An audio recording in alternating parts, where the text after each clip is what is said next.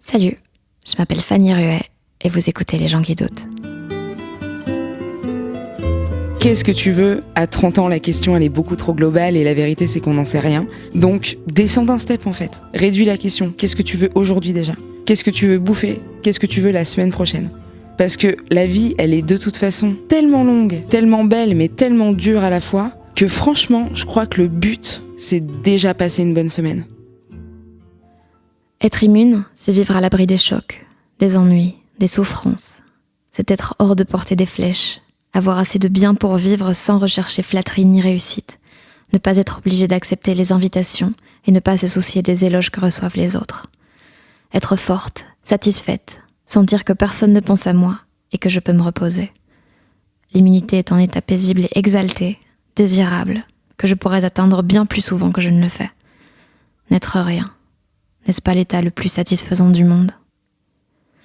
Alors je vous l'accorde, c'est une façon extrêmement pompeuse de démarrer un podcast, mais c'est une citation de Virginia Woolf sur laquelle je suis tombée il y a quelques jours et qui m'a beaucoup fait penser à la discussion que j'ai eue avec Morgane Cadignan dans ce nouvel épisode des gens qui doutent. Morgane est humoriste, vous avez peut-être déjà entendu une de ses chroniques dans Click ou vu des bouts de son spectacle sur YouTube ou dans des comedy clubs parisiens. Elle est très drôle, mais surtout elle a un cerveau que j'aime énormément et donc je suis très heureuse qu'on ait pu enregistrer un épisode ensemble. On a parlé de plein de choses, de toutes les théories et certitudes qu'on utilise pour planquer nos doutes, de comment se remettre d'une rupture, plot twist, on n'a pas trouvé la réponse, d'accepter ou pas l'incertitude de la vie, de comment aborder des sujets tragiques sur scène, d'une teub dessinée sur un arbre, de la fameuse question est-ce que je serai un jour heureux et de l'impression comme ça d'être dans la salle d'attente du bonheur. Et c'est assez marrant de voir que sur certains sujets, on a réagi de manière totalement opposée, notamment parce qu'elle est aussi optimiste que je suis pessimiste. J'espère que cette discussion vous plaira.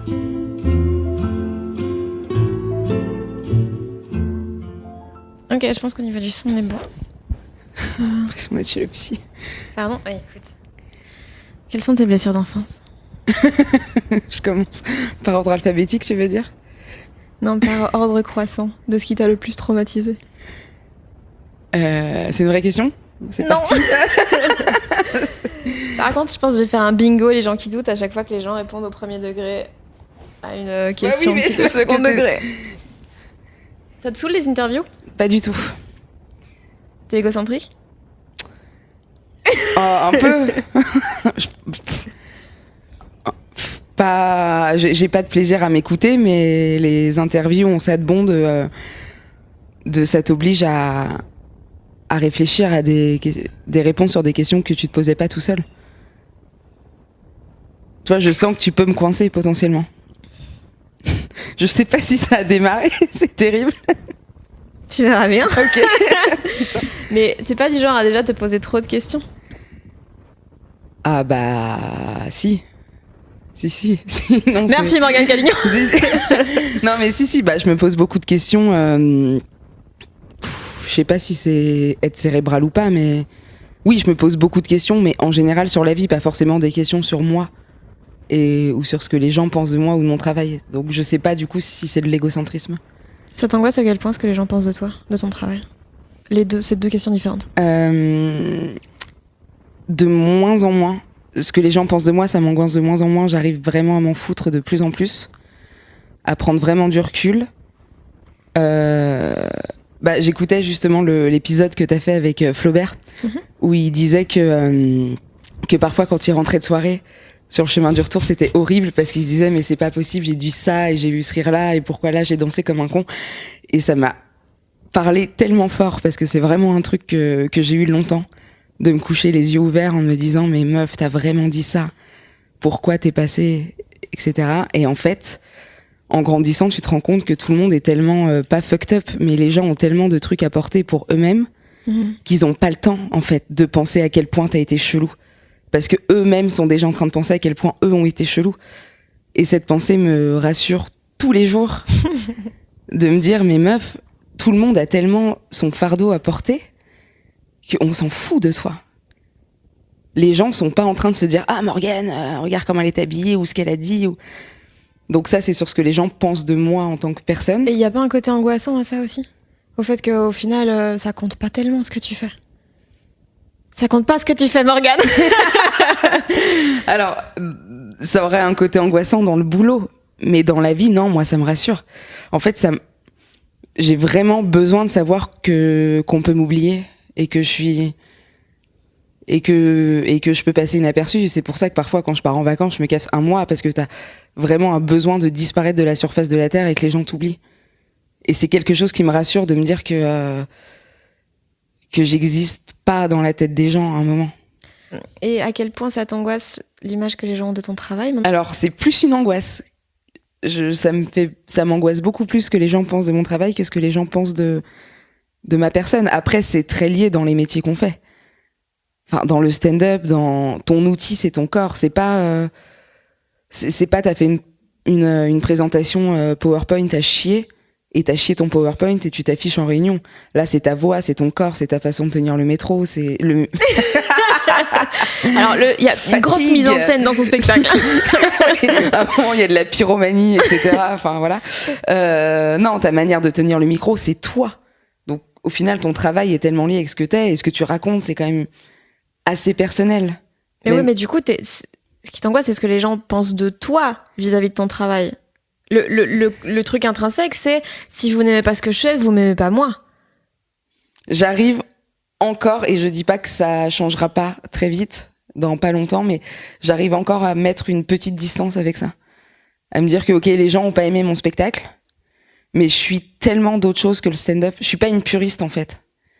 Je pense pas être, je mange pas stand-up, je me lève pas stand-up, ça prend de la place dans ma vie parce que c'est mon métier, mais vraiment au rang de métier. Je suis une femme plurielle, Fanny. Ah non, mais tu vois ce que je veux dire ou pas ? Comment tu assumes toutes tes casquettes ? Non, alors là, j'ai beaucoup de questions du coup. Vas-y. T'as dit, j'ai encore la capacité de faire la différence. Pourquoi est-ce que ça va changer ? Parce que tu penses que tu vas percer ? Non, mais en tout cas, je vais mettre tous mes efforts et toute mon énergie pour que ça arrive. Donc forcément, je vais faire plus de plateaux le soir. Donc le stand-up va prendre de plus en plus de place. Parce que je vais écrire de plus en plus, je vais tester de plus en plus, j'espère jouer de plus en plus et tourner de plus en plus. Pourquoi ? Parce que c'est une volonté ou parce que juste ta carrière évolue ? Parce que ma carrière évolue. Mais après, c'est une volonté que ma carrière évolue. On fait pas ça pour... personne fait ça pour ne pas percer, je pense. Ça serait très malhonnête de dire ça me va de faire 2-3 plateaux le soir et de remplir une salle de 15 personnes toute ma vie. Je suis pas dans le discours, je suis là pour niquer le game, mais... Non, je comprends. Tu vois, faut être honnête 2 secondes avec soi-même et avec les autres. Tu fais pas ça pour remplir des salles de 30 pendant 10 ans. Et tu dis que... Et c'est un truc que tu m'avais déjà dit et qui m'avait assez fort marqué parce que je pense que c'est le cas de peu de gens. Tu vois ça vraiment comme un travail. Ouais. Oui, parce que mon épanouissement... Et je suis pas carriériste. Et c'est très bizarre, c'est très antinomique de pas être carriériste dans ces métiers-là. Ouais. Parce que t'es censé mettre toute ton énergie, t'es censé avoir les crocs, t'es censé pas t'épuiser, mais tout faire pour que ça marche. Et moi, je sais depuis longtemps que quel que soit le métier, mon bonheur et mon épanouissement personnel ne viendra pas du taf que je fais. Je peux demain avoir une superbe carrière et être très malheureuse. Je sais que ça me suffira pas. Si demain, le stand-up ne marche pas et que je dois aller ouvrir un bar à cocktail au fin fond d'une île dans les Caraïbes. Arrête de me chauffer. Non, mais ça m'ira, en fait, parce que le plus important pour moi, c'est d'être ancrée et d'être au bon endroit de ma vie au moment où j'y suis et d'être droite dans mes bottes le matin. Si un jour c'est plus stand-up, je me forcerai plus, carrière ou pas carrière. Si un jour ça me rend plus heureuse, j'arrêterai de le faire. Tant pis si j'étais lancée. L'important, c'est juste d'être bien et heureux et épanoui. Ok, 2 questions que je vais dire maintenant, sinon je vais les oublier. Vas-y. Premièrement, est-ce que du coup c'est pas angoissant de te dire que tu mets plein d'efforts pour arriver à quelque chose qui potentiellement t'amusera plus demain ? Et secondement, comment tu sais que t'es bien ancré au bon moment de ta vie au bon endroit ? La première, c'était est-ce que c'est pas angoissant de mettre toute mon énergie pour quelque chose ? Non, parce que c'est toi qui m'as dit qui m'a dit pas plus tard qu'il y a 2 jours que tu vas là où tu peux apprendre des trucs. Mm-hmm. Moi, je trouve ça super. J'apprends plein de trucs sur scène. Le stand-up, c'est un métier avant de le faire que je connaissais pas du tout. Quand je te dis que je suis pas une puriste, j'avais jamais vu un spectacle de Louis C.K. ou d'humoriste américain. Jamais. Je ne savais même pas qui étaient ces personnes. Dave Chappelle, et c'est des choses que j'ai appris à la manière d'un de quelqu'un qui se documente quand tu commences un métier, presque comme des études. C'est pas un truc qui me faisait kiffer. T'as fait un stage de stand-up. J'ai fait un stage de stand-up. J'ai pris des cours particuliers de stand-up à la maison. Je suis allée voir un pote qui regarde beaucoup ça. J'avais jamais vu The Office. Je lui ai dit, toi, t'es un comédie geek. Fais-moi une liste de... Sérieux? Ouais. Je lui ai dit, fais-moi une liste de tous les trucs que je suis censée avoir vus. Seinfeld, je savais pas qui c'était. Et je connais encore très mal. Je connais un peu plus parce que tout le monde t'en parle et qu'il y a des classiques qu'il faut avoir vus. Mais du coup, moi, ça m'éclate encore le stand-up parce que je connais... Il y a toute la face cachée de l'iceberg que je connais pas du tout. Mais si ça m'amuse plus demain et que je me dis putain, j'ai envie de tout connaître du métier de mixologue et d'aller faire des piña coladas, ça va m'éclater. Et c'est pas grave si c'est plus le cas dans 3 semaines. Parce qu'on est tellement changeant, on est tellement instable de nature et je pense que notre génération est comme ça et que celle d'après le sera encore plus. On est tellement de moins en moins ancrés que c'est tellement ok de changer d'avis et tant pis si c'est toutes les 5 minutes. Alors oui, tu vas perdre de l'énergie, du temps et de l'argent, mais c'est pas grave de perdre du temps. On est un peu là pour ça. Il y a pas d'aboutissement, surtout dans ces carrières-là. C'est quoi l'aboutissement d'une carrière de stand-up? C'est être connu, c'est remplir ton Olympia une fois et t'es content et t'es arrivé au bout de ton objectif, faire un spectacle où tu parles de sujets où tu t'étais dit depuis le début, un jour je parlerai de ça. Il y a pas de ligne d'arrivée en fait. Elle est là où tu la places, je pense, la ligne d'arrivée. T'acceptes cette instabilité? Ouais. Mais je te le dis avec beaucoup d'aplomb, alors que ça m'a bien bouffé la gueule pendant des années. Je l'accepte maintenant. T'as 29 ans là? 29, ouais. 30 dans 6 mois. 5 mois. Ouais, t'as 29 ans quoi. Ouais, j'ai 29 ans. J'ai 29 ans et demi. Ah pardon. Ça compte les et demi avant 30 ans. Et ouais, et à 29 ans, je suis hyper contente et fière d'accepter de l'instabilité et de trouver de la beauté dans l'instabilité. Et même d'aller plus loin en me disant que c'est le but. Pas l'instabilité péjorative au sens instabilité mentale, un jour je pleure, un jour je suis contente. Ou un jour j'ai le spleen et le lendemain ça va. Mais de l'instabilité dans les projets. Parce que du coup, ça s'appelle plus de l'instabilité, ça s'appelle de la curiosité et c'est très lié.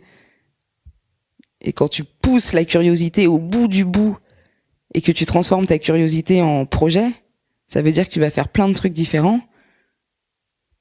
Et c'est plus de la stabilité, c'est juste quelqu'un qui fait plein de trucs. Et c'est cool. Moi, j'étais pas mal dans cette optique-là aussi. Et mon mec me disait souvent, assez justement, mais du coup, tu vas faire plein de choses et tu seras jamais vraiment bonne dans un domaine. Et oui. Ouais. Mais c'est grave pour qui, ça, du coup? Bah, si c'est exactement ce que j'aurais dû lui répondre, hein. Bah oui. Non, mais si ça ne l'est pas pour toi, si toi, t'acceptes que tu seras jamais à 100% dans un truc, mais que t'auras mis toutes tes petites billes dans plein de petits paniers, mais que du coup, t'auras une fenêtre beaucoup plus grande et plein de prismes sur un même truc, c'est cool. C'est comme le voyage, tu vois, il y a des mecs qui vont aller 8 mois en Colombie parce que c'est un très grand pays, ils vont faire toute la Colombie en long, en large, en travers. Et t'as des mecs qui vont faire 1 semaine en Colombie, 1 semaine au Guatemala, 1 semaine au Brésil. Et dans le schéma 1 comme dans le schéma 2, qui peut dire j'ai vu l'Amérique latine? Bah les deux pareil. Est-ce que la vie est un voyage, Morgane Cadino? J'espère. La deuxième question que j'avais posée tantôt. Comment tu sais que t'es ancrée? C'est exactement ça. Je sais pas si tu le sais, je pense après, c'est terrible, je pense que je vais être odieuse et imbuvable à écouter parce qu'on dirait que j'ai plein de certitudes, mais pas du tout, en fait. T'inquiète, on y viendra. Non, mais je préviens les gens qui écoutent, je dis tout ça maintenant avec beaucoup d'aplomb, mais j'accepte que ça sera peut-être plus le cas dans 3 jours. Hein. Un jour, on fera peut-être un podcast et je te dirai, tu te rappelles ce que je t'ai dit? Les gens qui doutent, c'était de la merde. Je suis hyper instable et je le vis tellement mal. Peut-être. Mais non, ancré, je pense que c'est un truc que tu sens. Tu le sens si t'es bien, si t'es pas angoissé. En fait, je pense que tu t'arrives à le sentir quand ça a pas été le cas très fort. Quand il y a un moment où t'as été désancré, ou très mal, ou très malheureux, t'étais tellement mal, tu le sentais tellement sur tes épaules que le moment où... C'est juste, tu te sens bien en ça opposition, s'en va, quoi. tu te bien, ouais. Oui, mais c'est vrai faut souvent mettre la tristesse et la mélancolie et le spleen en face. Faut l'avoir été un moment de ta vie, je pense, pour savoir quand ça va. Du coup, le titre de l'épisode, c'est ça, soyez très malheureux. Ouais. Non, mais oui, c'est très beau d'être très malheureux parce que déjà, tu crées plein de trucs. Ah non, mais non, quand t'es vraiment malheureux, t'es pas capable de créer. Ah oui, alors attends, parce que là, on retombe dans notre grand débat, tristesse versus mélancolie, et où est la différence? Et on va y venir. Mais non, c'est pas soyez très malheureux, c'est soyez très malheureux en vous disant que ça sera pas pour tout le temps. Pour moi, c'est ça les gens. C'est compliqué de se dire ça. Ouais, mais pour moi, c'est ça les gens qui ont la foi. J'ai une amie qui m'a dit il y a 2 semaines, même si tu t'en rends pas compte, tout de suite, l'univers complote toujours pour ton bonheur. Et réussir à te dire ça quand tu vas très mal, en te disant bon là ma vie c'est pas ouf, mais je sais que je vais vivre des trucs incroyables, et là je suis juste dans la salle d'attente de toutes les choses folles que je vais vivre. Pour moi, c'est ça les gens qui ont la foi. C'est ça, avoir la foi, quoi. Tu crois en quoi? C'est une bonne question. En aucun dieu, en tout cas physique. En la vie, je dirais. Non, mais je crois en le truc de l'univers qui complote pour ton bonheur, ça j'y crois. Tu vois, qu'il y a quelque chose qui te pousse à rencontrer des gens, à prendre ce métro-là, à aller tel endroit à un moment de ta vie parce que tu te l'expliques pas au ressenti. Et pour moi, c'est croire en l'univers et croire en la vie qui est de toute façon beaucoup plus belle qu'autre chose et beaucoup plus forte que toi et moi et que tout le monde. Moi, j'aime bien me dire que je peux être pétrie de principes et de projets. À un moment, il y a une vague qui va faire que je pourrais rien faire du tout contre ça. Covid. Alors pas une vague un peu plus joyeuse qu'une pandémie mondiale, une vague sans miasme, une vague de beauté, sans masque et sans microbes, avec des soignants très bien payés, une belle vague. Et tu crois en quoi, toi? À part ton chat? J'en sais rien. Je pense qu'il y a ce truc de coïncidences qui vont trop loin, et quand des fois tu rencontres quelqu'un, tu te dis mais putain, il y aurait eu tellement de chances que ça n'arrive jamais, et pourtant il y a 1 milliard de petits paramètres qui ont fait que c'est arrivé. Mais sinon, j'en sais rien. Là, je suis en pleine période où je remets absolument toute ma vie en question, et je sais pas. T'ovules? Bah même pas en fait. Si au moins ça durait 2 jours, ce serait bien, mais là... J'ovule du cerveau, frère. Bah, si en plus c'est la pleine lune, je pense que tu vas imploser. Mais c'est pas grave de pas savoir. Est-ce que tu vas pas un peu mieux le jour où t'acceptes que t'en sais rien? Est-ce que c'est pas un peu ça la clé, quoi? En fait, je pense que t'acceptes. En fait, quand t'acceptes, l'incertitude, mais que t'as quand même des bases solides sur lesquelles t'ancrer, sur lesquelles te reposer, en fait. Quand t'as quand même un petit carcan, que tu sais un minimum qui t'es, la personne que tu veux être, les choses dans lesquelles tu crois et tout, oui, tu peux te baser là-dessus, te dire, ok, ce sont mes appuis, et accepter toute l'incertitude autour. Mais si t'as pas ces piliers-là, c'est chaud. Et tu penses que tes appuis, ils sont forcément en toi, ou est-ce que ça peut être les autres? Pas forcément la personne que tu aimes amoureusement, mais est-ce que ça peut être ta famille? J'ai tendance pour l'instant à croire que les autres sont très instables. Et donc... Bah ouais, mais comme... En fait, ce qui est génial, c'est que tu sais, c'est comme dans l'avion. Tu vas tellement vite que tu te rends pas compte que tu bouges. Là, les autres mais ça, c'est un problème. Mais les autres sont tellement instables, mais toi, t'es tellement instable aussi, que si tout le monde est instable, personne ne se rend compte qu'on est instable. Oui, mais non. En fait, vraiment de manière très, très pragmatique. Genre, il y a trop peu de gens où je me dis, ok, cette personne-là, elle va rester dans ma vie. Je le sais. Il y a tellement peu de gens que je peux plus trop me reposer là-dessus, tu vois. Donc, les appuis, je suis obligée de les trouver en moi. Et donc, c'est pour ça que pour l'instant, je suis en pleine introspection de, ok, trouve des bases assez solides. Ah ouais, parce que pour toi, les bases, c'est quelque chose... Oui, ok, je vois. Qui doit rester. Tu peux pas te permettre de changer de base tous les ans, quoi. Tu peux, mais ça doit être stable. Et tu dois croire en ça, en fait. Tu dois être au moins sûr, D'accord. le temps que ça dure, mais tu dois être sûr de tes bases, quoi. Ok. Et Mais ça, on est d'accord. Mais c'est juste que je pense qu'il y a autant de bases que qu'il y a de personnes. gens. Ouais. Oui, évidemment, ça. Mais il faut les trouver. Faut, ouais. Mais je pense qu'à 30 ans, tu peux pas. Alors déjà, j'en ai 26. Bah ouais. Mais dans ta trentaine, enfin, c'est. Ouais, mais. On peut pas tout avoir compris maintenant, c'est pas possible. Non. Mais en attendant, c'est chaud. Ouais. C'est chaud de pas savoir l'incertitude. Moi, j'ai beaucoup de mal avec ça. J'ai beaucoup de mal à... En fait, tout ce que toi, t'as l'air d'accepter vachement plus. Moi, je suis en mode, oh là là, mais l'incertitude, comment... J'aime pas perdre mon temps, donc savoir que je suis en train de m'engager dans une voie sans savoir si ça va mener quelque part. Attends, après, je te dis ça, là, encore une fois, c'est très nouveau. Hein. C'est une façon de penser qu'il y a 6 mois. Et dans ma comment vie. elle est arrivée ? Comment elle est arrivée ? Elle est arrivée en vieillissant un peu déjà. Elle est arrivée par une rupture. J'étais avec quelqu'un depuis très longtemps qui était vraiment une base pour le coup, parce qu'on parlait de base, un pilier, un repère. Il y avait vraiment cette base et moi qui gravitais autour. Je sais jamais entre le soleil et la terre. Oh, nous aussi, Dieu. on tourne autour du soleil. Classique parisien, quoi. Ouais. Oui, parce En qu'on fait, le est la soleil terre tourne et le autour de soleil, on Paris. est tout. Exactement. C'est pour ça qu'il y a des embouteillages. Putain, le soleil et les camions poubelles, fait chier. Non, il y avait vraiment moi qui gravitais autour de ce pilier-là, et quand j'ai plus ce pilier, mais de mon fait en plus. Ouais. C'est moi qui ai mis fin à cette histoire. J'avais un beau château de verre et j'ai mis un énorme coup de pied dedans, et ça a remis tous les compteurs à zéro.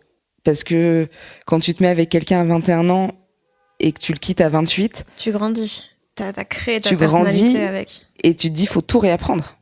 Faut réapprendre à être seul, et faut réapprendre. Ok, qu'est-ce que je suis en dehors du regard de cette personne ? Qui je suis en fait ? Comme si demain on m'interviewe dans un podcast, qu'est-ce que je réponds ? Donc c'est pour ça, c'est en ça que c'est très nouveau. Et donc, comment on fait ? C'est pour une amie. Je pense qu'il faut se forcer à passer beaucoup de temps seul. Enfin, moi, en tout cas, ça m'a aidé c'était très dur. Ça a été très, très dur d'être seul. Seul dans un appart, seul le vendredi soir, seul le samedi soir. Les dimanches ont été d'une tristesse pendant tout l'hiver incroyable. Mais en tout cas, la méthode, ça a été d'essayer de traverser ça sans essayer de trouver des palliatifs et de sortir avec des potes et de sortir boire des verres et d'appeler des gens. Te dire non, là, je suis solo et je vais l'être toute la journée et je vais parler à personne aujourd'hui. Et ça va être long. Et demain, ça sera un autre jour. Putain, moi, c'est tellement une de mes angoisses en ce moment d'être seule et de me dire ok, j'accepte ça, mais du coup, je me force à pas appeler des gens parce que je sais que j'ai besoin de combler justement.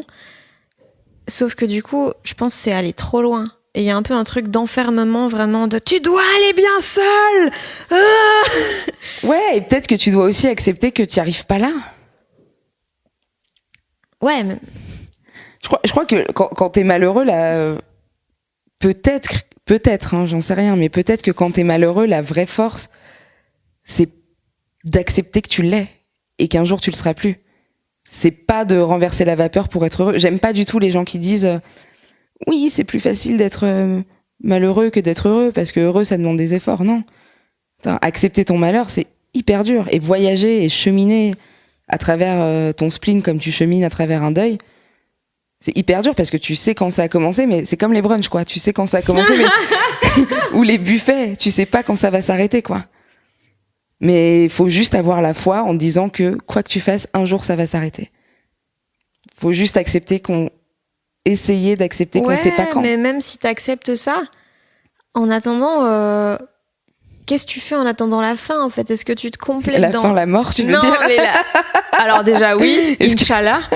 Mais Can wait. En attendant, pronostic dans 1 an, club des 27, frère. Oh non, tu me fais pas ça. Hein. Genre même t'acceptes, tu vois. Tu dis ok, ça va être une période vraiment longue. Et le problème quand t'es dans ces périodes-là, c'est que t'as l'impression que ça va durer toujours. Mm-hmm. Mais si t'acceptes ça, qu'est-ce que tu fais en attendant ? C'est qu'est-ce que tu fais pour essayer de tu te masturbes. Mais je sais, mais quand t'as même plus la force. En plus, quand J'ai t'as un jamais chat été si triste. et que tu te dis putain, il fait plein de bruit, ça me dérange, et puis que tu mets ton oreiller sur ta tête, et puis que le chat vient se coucher sur l'oreiller pendant que tu te masturbes, qui est sur ta tête, qu'est-ce que tu fais dans ces moments-là, Morgane? C'est ça la question. Mais qui es-tu pour te considérer malheureuse alors que t'as un chat qui Mais s'assoit je sur ta sais. tête? C'est la plus belle chose du monde. Moi, je te trouve un peu difficile avec ta vie. C'est vrai, je suis désolée. En attendant, bah, tu regardes juste le temps passer. Parce que je trouve qu'il passe vite, le temps. Mais justement, c'est genre, le temps passe vite, j'ai pas envie de me casser le cul à être malheureuse, à perdre du temps, alors que j'aurais d'autres choses à faire. Et bah, dis-toi que chaque jour où t'es malheureuse, il te rapproche du jour où ça ira mieux. Oh, boring! Mais non, mais comme chaque histoire d'amour qui foire te rapproche de celle qui va potentiellement marcher. Non, Le bah ça, soleil c'est va se tellement lever, nul. Fanny. Alors Non, ça, c'est pas nul. tellement nul, parce que ça veut dire que tu considères que, alors que je sais que c'est pas le cas, mais que tu considères que il faut une histoire qui fonctionne au final. Alors que on en a encore parlé hier, une relation qui s'arrête n'est pas un échec, c'est juste Non. quelque chose de beau qui a duré un temps. Pas- alors qu'il fonctionne dans le sens qui te rendra heureuse et épanouie. Au moins pour un temps. Qui peut Ouais, être très mais court. alors déjà en plus tu fais passer le bonheur par l'amour, ce qui est pas le cas. Bah, beaucoup quand même. Ouais, mais pas Plus une que histoire par le taf, d'amour, par mais- exemple. Oui, mais de relation, oui, mais pas d'histoire d'amour. Oh là là. Écoute, allez, alors. Ah, ça la y meuf est, ça- amoureuse de enfin, l'amour. Ouais, un peu. On va pas se mentir. Je trouve que, bah putain, c'est quand même un des trucs qui vaut le plus le coup, quoi. Il y a que ça qui te fait avoir 15 ans toute ta vie. Et c'est Et hyper. l'alcool. Et l'alcool. Alors imagine les deux, mais les gens vont me trouver hyper con et gnangnan, mais enfin, je veux dire, à un moment, l'amour, si tous les plus beaux films, les plus beaux bouquins, les plus beaux livres, les plus beaux poèmes parlent de ce truc-là, c'est quand même qu'il y a un truc un peu immuable. Hein. Je pense que l'amour, on est un petit peu sur une valeur sûre en termes de trucs qui rendent heureux les gens, ou en tout cas qui te font vibrer, ou en tout cas qui te font ressentir des trucs. C'est vrai qu'il y a un peu moins de poésie dans le petit manuel de la Startup Nation. C'est vrai. Mais il y a des gens qui ont de l'amour pour leur boulot. Hein. Ça peut être différentes sortes d'amour. Moi, l'amour que j'aime, c'est celui entre deux personnes. Tu parles de la mort sur scène? Depuis 2 jours. Ouais. Donc en fait, pour resituer un peu, on a fait un 30-30 avec Morgane il y a 2 jours, et la veille, on avait bu un peu de vin, et elle m'a pitché en gros son sketch sur le décès de son père, et j'ai demandé qu'elle le rejoue le lendemain. Et donc c'est un truc que t'avais viré de ce que tu joues d'habitude. C'est un truc que j'avais jamais joué.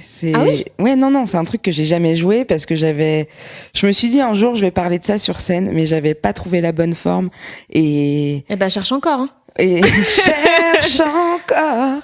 C'est un passage qui ne va avec rien de ce que j'ai dans le spectacle. C'est que si d'un coup, sur toutes les thématiques que j'aborde dans le spectacle, j'arrive un quart d'heure, bon, on va parler de la mort d'un proche, ça n'a rien à voir. Donc je me suis dit, tiens, c'est un set que je pourrais tester 5-10 minutes dans les comédie clubs comme ça. Et je l'ai fait à Bruxelles parce que tu m'as encouragé et poussé à le faire, et que t'as ri quand je t'ai lu, mais honnêtement, je pense que sinon, je l'aurais jamais fait. J'aurais pu ressortir cette note iPhone dans 3 ans. Je suis un gourou. T'es un peu un gourou, mais comme je te disais, tu sais, j'ai vachement de mal à parler de ça, bon, parce que là, c'est le décès de mon père, en l'occurrence, et j'ai du mal à en parler parce que j'estime que ce décès ne m'appartient pas qu'à moi, qu'il appartient à mon frère, ma sœur, ma belle-mère, ma grand-mère, et que j'ai du mal à m'approprier ce truc. Je sais pas si ça les ferait kiffer que quelqu'un en parle. Je sais pas si ma grand-mère serait hyper à l'aise avec le fait que quelqu'un fasse des blagues sur la mort de son fils. Et C'est fou ça quand même. Moi, ce truc de ça n'appartient pas qu'à toi, j'ai vraiment du mal parce que si en fait. Moi je trouve. ma vision. Ta vision, ton ressenti n'appartient qu'à toi. Oui. Et donc c'est. En fait, c'est valable pour tout dans le stand-up ou dans l'écriture ou dans l'art de manière générale. Tu prends des éléments de ta vie, de celle des autres, mais c'est à chaque fois tu pars de ton ressenti. Et quand tu parles de situation, genre, moi dans mon spectacle, mon mec il pourrait s'en plaindre, Jean il pourrait s'en plaindre, mais pourquoi est-ce que tu te poses cette question-là sur la mort et pas sur les autres sujets ? Si tu parles d'amour, pourquoi tu poses pas la question et dire ouais ça appartient aussi à mon ex ? Peut-être parce que j'ai pas encore bien fait mon deuil. Enfin, non, d'ailleurs, je déteste ce terme, on ne fait pas un deuil. Ça, c'est pas un truc que tu finis, c'est un truc à travers lequel tu chemines. Mais peut-être que j'ai encore un problème avec ça. Peut-être que ça me fait peur encore.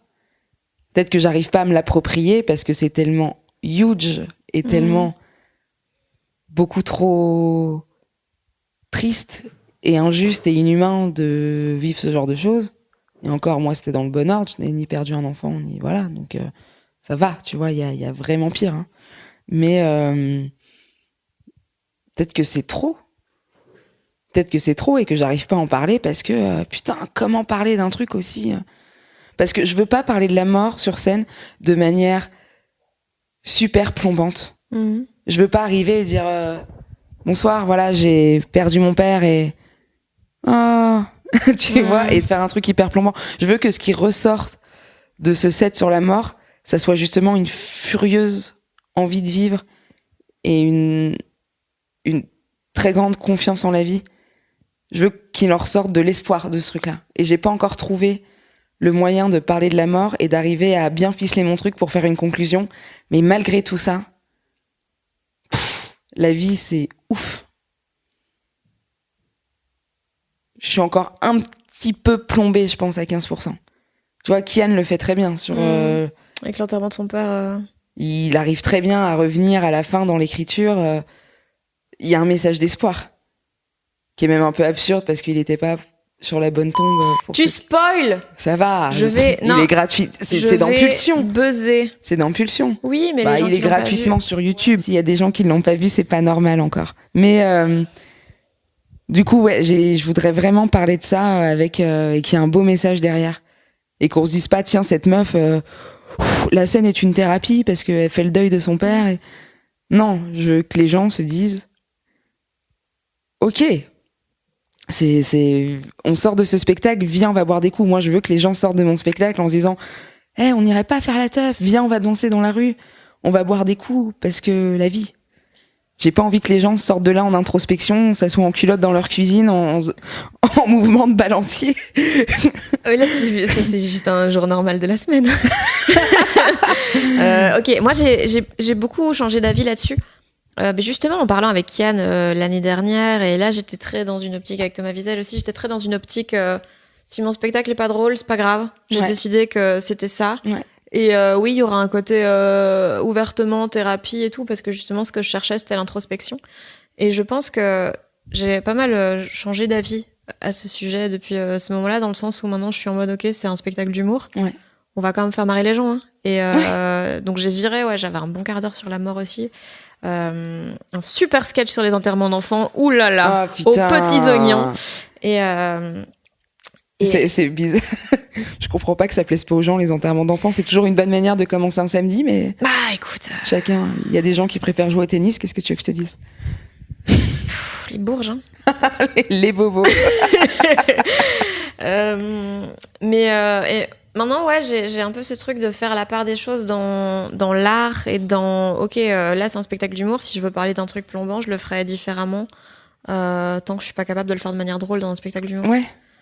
Et ça, il m'a vraiment fallu du temps pour le trouver. Parce qu'au début, en fait, je pense que j'étais tellement la tête dans le guidon de mon deuil, machin, il faut que ça sorte d'une manière ou d'une autre, que je voulais le faire rentrer dans un carcan qui correspondait pas nécessairement, en fait. Et puis, le petit problème, moi, je trouve que... Enfin, il y a des gens qui font des spectacles introspectifs qui sont sublimes et qui sont drôles et qui sont bien sentis. Mais le problème que moi, j'ai avec ça, c'est que je me demande, mais est-ce que les gens ont envie de voir ça à un moment, quoi?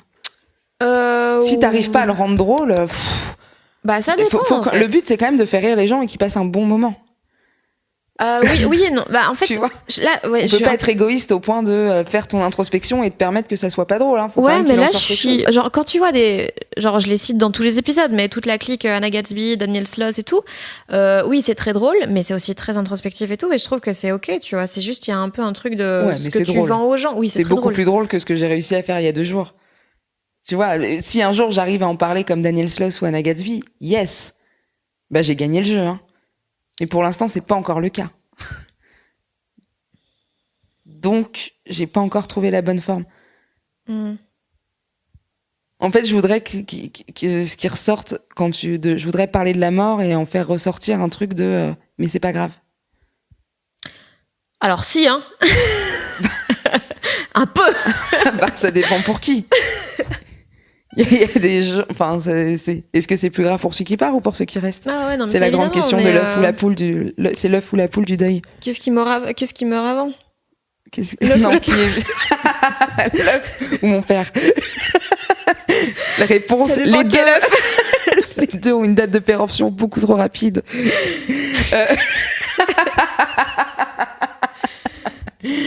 Mais tu vois, là, on arrive à en rire. C'est déjà beau comme moment. Ouais. Je suis peut-être trop contemplative, mais bon. C'est un autre sujet. Je pense que c'est la première fois que je rigole à une blague d'œuf. C'est vrai? Ouais. Mais c'est parce qu'on l'a enrobé un peu de mort. Oui, ça. Un grand classique. Il y a les œufs mimosa, les œufs mollets et les œufs au deuil. C'est pas facile à gérer, mais c'est très très bon. Du coup, j'allais démarrer une phrase de Proust. Et je me dis que c'est imblairable. Vas-y. Est-ce que je peux être plus... Mais pour conclure ce qu'on se disait. Ouais. Un truc il y a une phrase dans La recherche du temps perdu, je crois qu'on va pas lire aux gens, on va pas mentir aux gens, je l'ai absolument pas lu, mais je connais juste cette phrase qui est il existe dans ce monde où tout s'use, où tout périt, quelque chose qui se détruit encore plus facilement, qui tombe en ruine encore plus rapidement en laissant encore moins de vestiges que la beauté, c'est le chagrin. Et c'est ça qui doit ressortir de ce set que je veux faire.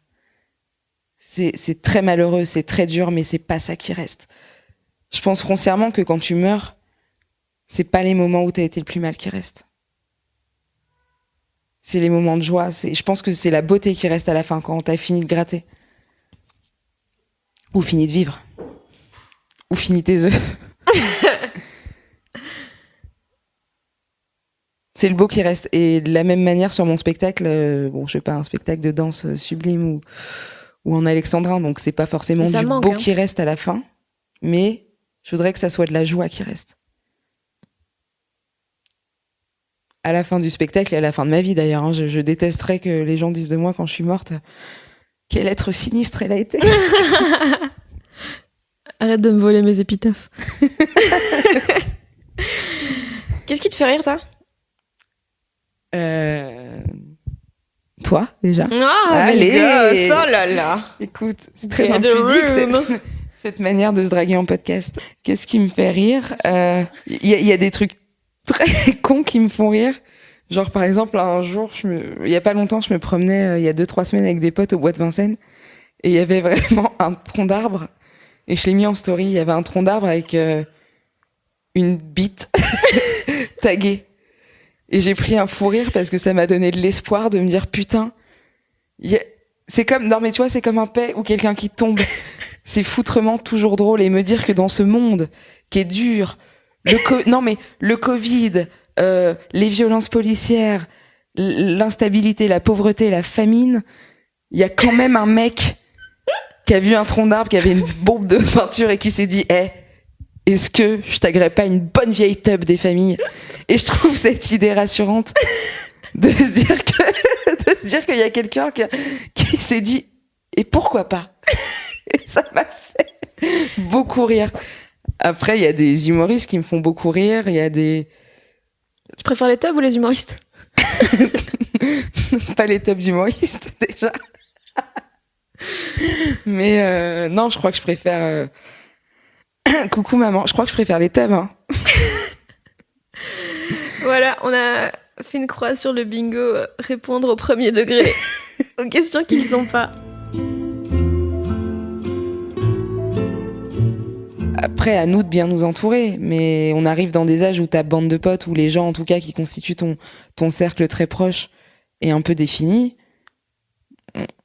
Moi, j'essaye de m'entourer que de gens super bienveillants et aimants, et en face de qui c'est absolument pas grave d'être ridicule. Ou de dire le mot de trop, ou d'être chiante, ou d'être la Morgane que j'aime pas. C'est quoi la Morgane que t'aimes pas? celle qui parle depuis 1 heure dans ce micro C'est avec vrai des grandes certitudes Tu te de saoules merde. Ouais, je m'autogonfle. Ah, vas-y, dis-moi pourquoi. Parce que je trouve Attends, que... tout de suite, analysons ce podcast des gens qui doutent avec Morgane Calignan. Non, mais je trouve que j'ai l'air hyper sûr de ce que je dis. Alors que je suis pétrie de doutes et que le podcast s'appelle Les gens qui doutent et que si je le fais, c'est parce que tu sais que je suis un gens qui doute.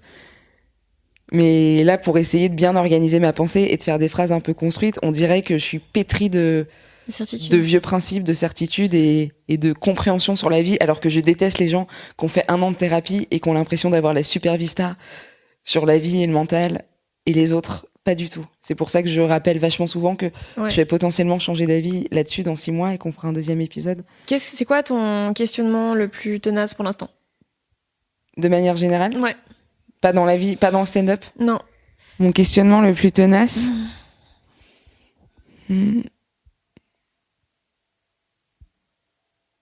Est-ce que je vais être profondément heureuse ?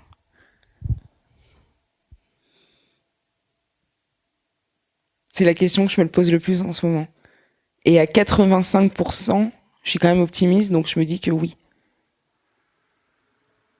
Et les 15 derniers pourcents, c'est quoi ? C'est le doute. C'est de te dire que potentiellement... Enfin, en fait, tu sais, mais ça, je te l'avais déjà dit, là, j'ai un peu l'impression... Je sais que je vais vivre des trucs, des très belles histoires d'amitié, je vais faire des très belles rencontres, je sais que je vais faire des beaux voyages, parce que je vais faire en sorte que ça arrive. Mais là, pour l'instant, j'ai l'impression d'être dans la salle d'attente de tout ce truc-là. Mais j'adore ce moment. Je le savoure. Tu vois, c'est comme quand tu sais que tu vas partir en vacances.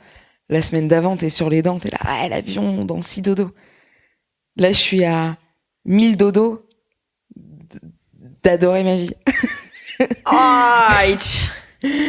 Mais, et les 15 derniers pourcents, c'est, t'as toujours ce... c'est même pas 15. Aura grève. C'est pas 15%, c'est 2%. C'est à 98%, tu sais que tu vas être profondément heureux. Moi, j'en suis sûre. Mais il y a toujours ces 2% où je me dis, putain, imagine, les timings se loupent. Parce que c'est une question de timing, hein, je pense. Les gens que tu rencontres, est-ce que tu les rencontres au bon moment de ta vie, de la leur c'est un truc de planète qui s'aligne. Et il y a quand même ces 2% où parfois je me dis, meuf, imagine-toi que le truc soit mal câblé juste pour toi et que tu loupes le truc. Mais ça, tu le sais jamais. Je pense que j'espère que j'aurai de l'espoir jusqu'au bout. Il y a que sur mon lit de mort où je me dirais, hey, encore raté. Mais vers 50 ans, je me dirais quand même, là, faut que ça se précipite quand même. Hein. Là, on va devoir rentrer dans une dynamique d'urgence. Mais c'est quoi, toi, la question que tu te poses le plus ? Qu'est-ce que tu veux ? C'est vraiment toujours ça en ce moment, c'est qu'est-ce que tu veux ? Au global ? Ouais. Qu'est-ce que tu veux dans la vie ? Qu'est-ce que t'attends ? Qu'est-ce que... Tu vois, j'ai une pote qui m'a... Quand je me la posais, cette question, parce qu'on se l'est tous posée, qui m'a vachement aidée en me donnant ce conseil que je vais à mon tour te léguer Yoda. Comme des boutons de manchette dans les films américains. Yes, please. Mais moi, je te lègue un conseil que ma pote Anaïs m'a donné, qui m'a dit ok, qu'est-ce que tu veux ? À 30 ans, la question, elle est beaucoup trop globale et la vérité, c'est qu'on n'en sait rien. Donc, descends d'un step, en fait. Réduis la question. Qu'est-ce que tu veux aujourd'hui déjà ? Qu'est-ce que tu veux bouffer ? Qu'est-ce que tu veux la semaine prochaine ? Parce que la vie, elle est de toute façon tellement longue, tellement belle, mais tellement dure à la fois, que franchement, je crois que le but, c'est déjà passer une bonne semaine. Si moi, je me réveille un dimanche en me disant « Tiens, là, ça fait 8 jours consécutifs que c'est chambé », mais c'est déjà un peu gagné, quoi. Le qu'est-ce que tu veux au global Et ça serait pas un peu nul de le savoir ? C'est pas un peu ça, le but ? Moi, j'aime bien que tout soit très bien organisé, cadré, tout ça. Je n'ai aucune spontanéité, donc... T'as peur du vide ? Oui. Le vide, c'est la place pour le doute. Et I'm done. Ouais, mais t'aimes les gens qui doutent. Oui, les gens qui trop écoutent. Leur cœur s'est balancé. Écoute. Mais en fait, là, j'ai besoin de certitude. Il y a trop de place pour le doute en ce moment et j'ai besoin de certitude et j'ai besoin de savoir où je vais. Et là, le fait de pas savoir, le fait de n'avoir aucune certitude dans ma vie c'est horrible.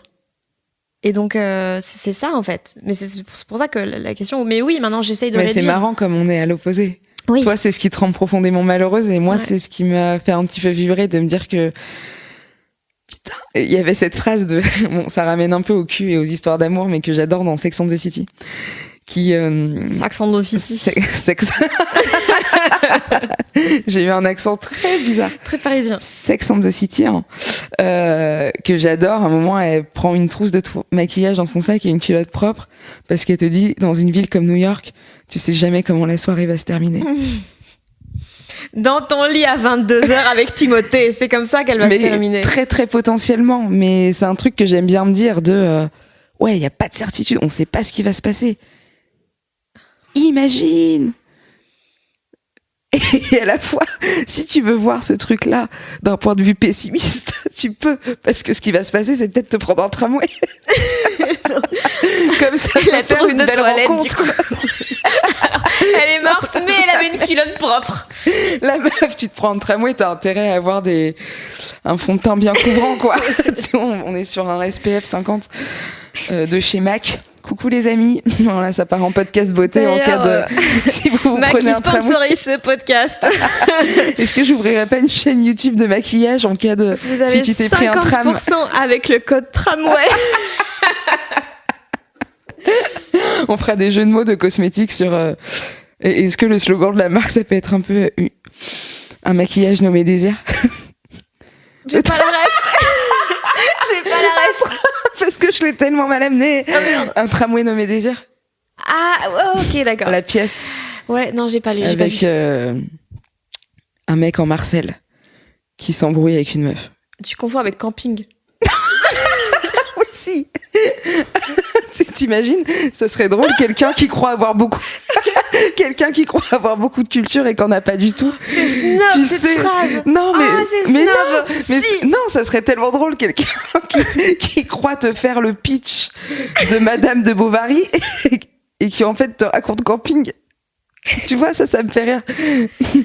Un mec qui est là, ouais, dans Shakespeare, tu sais, Hamlet, quand il arrive et qu'il demande si on n'attend pas Patrick, et le mec serait hyper sûr de lui. Et la gueule des gens autour.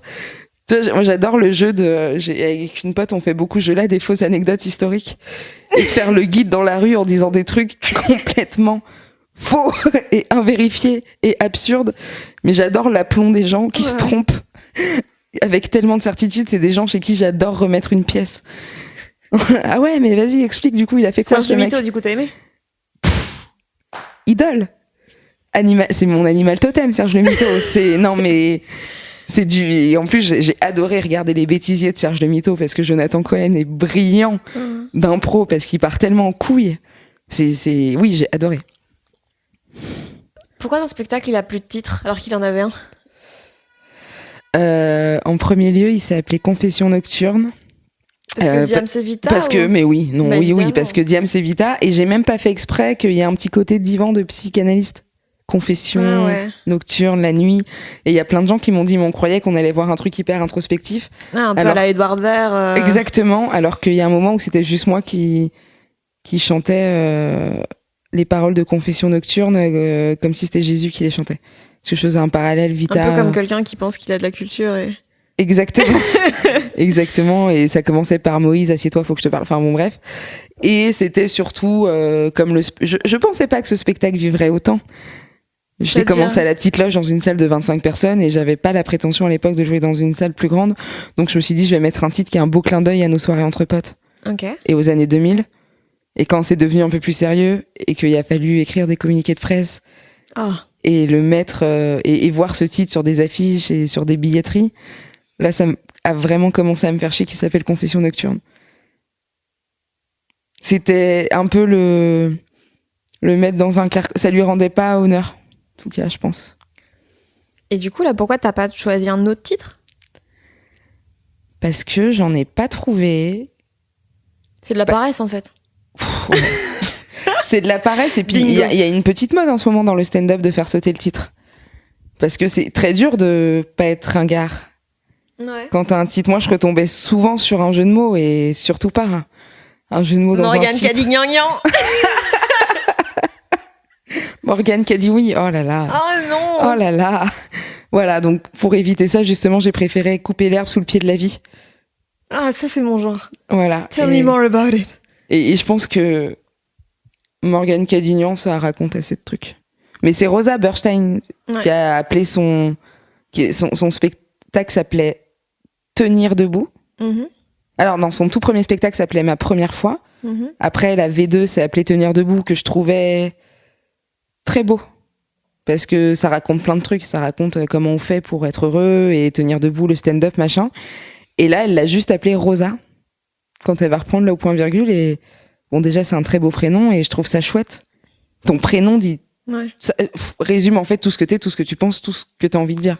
Rosa qui a d'ailleurs le meilleur titre de podcast de l'univers. Les mecs que je veux ken. Je trouve ça incroyable. Honnêtement. Mais est-ce que les mecs qu'on veut ken sont pas un peu des mecs qui doutent?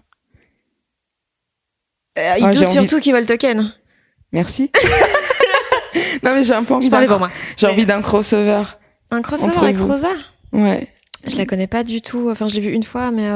Les mecs qui doutent qu'ils veulent me ken. Ils doutent que je veux ken. Ça, c'est moi. Mais non, voilà, ouais, j'ai fait sauter le titre. Et je suis plutôt contente parce qu'il y a eu une nouvelle affiche, etc. à un moment aussi. Donc c'était le moment de remettre un petit coup de polish sur toute cette com. Dernière question. Il y a 2 jours. On continue toute la vie. Si tu veux. Dernière question. Pourquoi tu fais pas coucher? Non. Le coupe pas, s'il te plaît. Okay.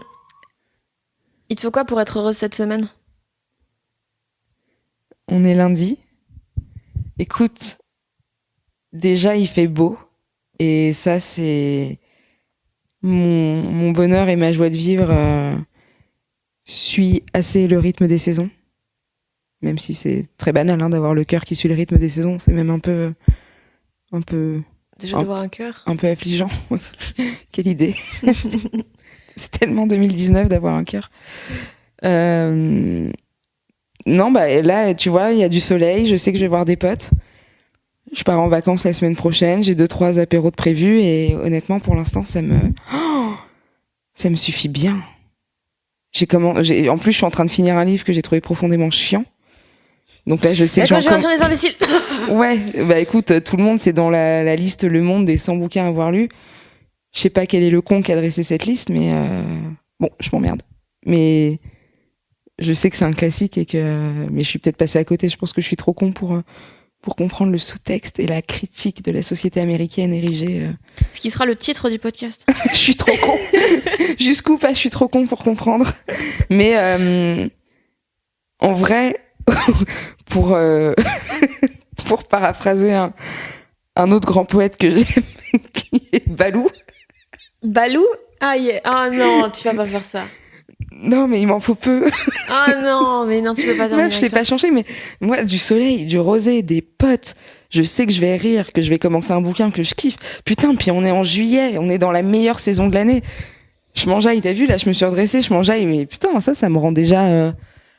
Je trouve ça déjà très cool. Je sais que je vais aller en Guadeloupe pendant 1 mois, dans 1 mois. Là, la perspective, déjà ça me tient jusqu'au 18 août, c'est sûr. Parce que je sais que je vais voir l'océan et que je vais être sur ma petite île et que ça va être bien. Et pour l'instant, ça suffit. Là, je sais que j'ai 3 semaines où ça va suffire. Après, en septembre, peut-être que je vais m'écrouler telle une énorme merde. Inch'Allah. Inch'Allah, ça se passe comme ça. Mais pour l'instant, je trouve que voir à 3 semaines, c'est un putain de luxe dans le monde dans lequel on vit. J'espère que l'épisode vous a plu et vous a donné envie d'aller voir Morgane Cadignan sur scène. Elle jouera son spectacle à la Comédie des Boulevards à Paris dès le mois d'octobre et dans pas mal d'autres villes en Belgique, en France, tout au long de l'année. Je vous mets le lien vers toutes ces dates dans la description. N'hésitez pas à vous abonner aux gens qui doutent via votre application de podcast, à mettre des étoiles sur iTunes, tout ça. Un nouvel épisode sort très bientôt et je sais que je dis ça à chaque fois, mais cette fois-ci, c'est vrai. D'ici là, faites attention à vous et n'oubliez pas de dessiner des tubs partout. Bisous! Et j'ai oublié de vous dire que cet épisode avait été mixé par le fabuleux Maxime Moitieu. Alors, est-ce que tu peux parler? Est-ce que tu m'entends bien? Est-ce que j'ai une belle voix de radio? Est-ce que j'ai une voix aussi belle que ta robe? Oh là là, tu me flattes. Arrête de me chauffer. Tu me flattes et tu me baises jamais. Chacun de tes rires menteurs. Oh yes.